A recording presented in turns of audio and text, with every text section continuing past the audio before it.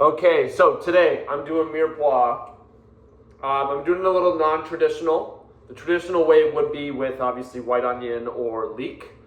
And that would be like a base for soup with our celery and our carrot. I'm gonna use a red onion because I don't have a white onion or a leek with me in my house today, and I'm just getting ready to go on a trip. So I'm not gonna go out and buy one just to have it sit in the fridge for a few days. So I'm going to use olive oil to also grease my pan.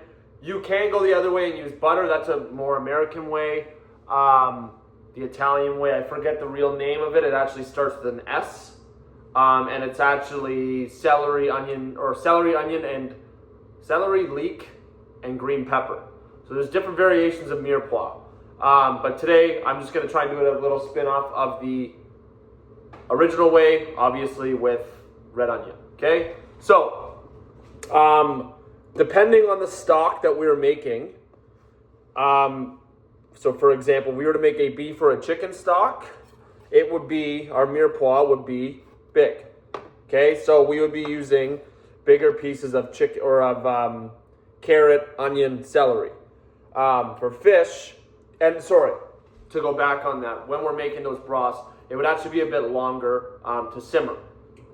If we were doing fish, it's actually half an hour, and it's much smaller. So, for argument's sake, let's say I'm doing fish, okay? So, my stove is on, just making sure, okay? I'm using that claw technique, okay? And the best part about Mirepoix is it actually doesn't matter how well or how perfect your cuts are, okay? We can actually, like I'm trying to go a little bit smaller here, thinner, okay, because we're just gonna kind of saute these vegetables. Okay, so this onion's actually pretty much diced. Okay.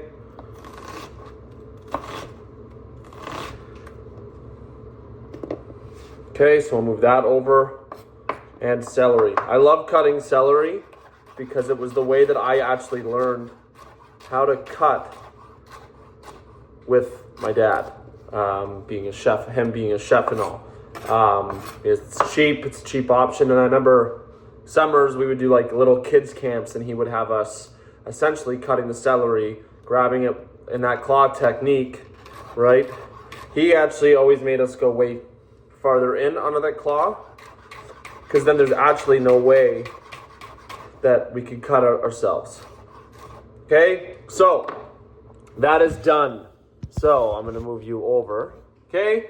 So into the pan, stainless steel soap. It heats up way quicker, okay? So we're glazing that pan and we're gonna get some sizzle here, okay? That pan's glazed.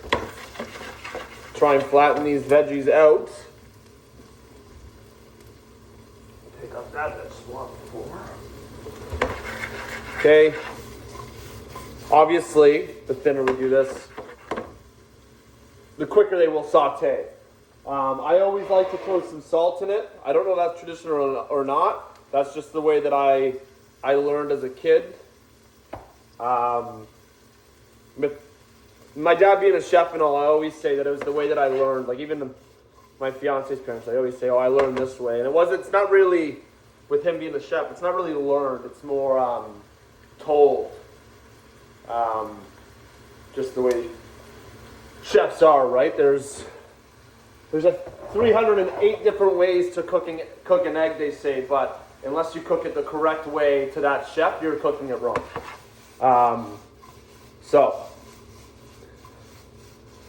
Okay, so I'm gonna let this keep going for a bit, but ideally, when we pull something out so we can see, this is a good onion here to use. Just don't want to burn myself.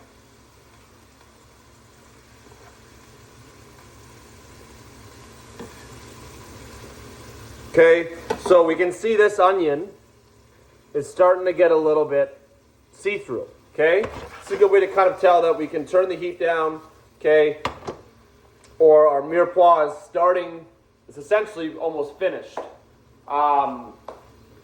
And we're good to start adding our base into a soup or a broth. So with this, like if I had If I had chicken in my fridge, my favorite turkey. Turkey's a great example after Thanksgiving or Christmas. The next day, I'll start prepping celery, carrot, onion, leek. Whatever I basically have in my kitchen that's going to go bad, it goes into a pot. Basically, and then that sets my base. Okay, and then my broth and my turkey slices go on top of that, and I get a turkey soup. So, okay, so there's my skill submission for this, and we'll be on to the next.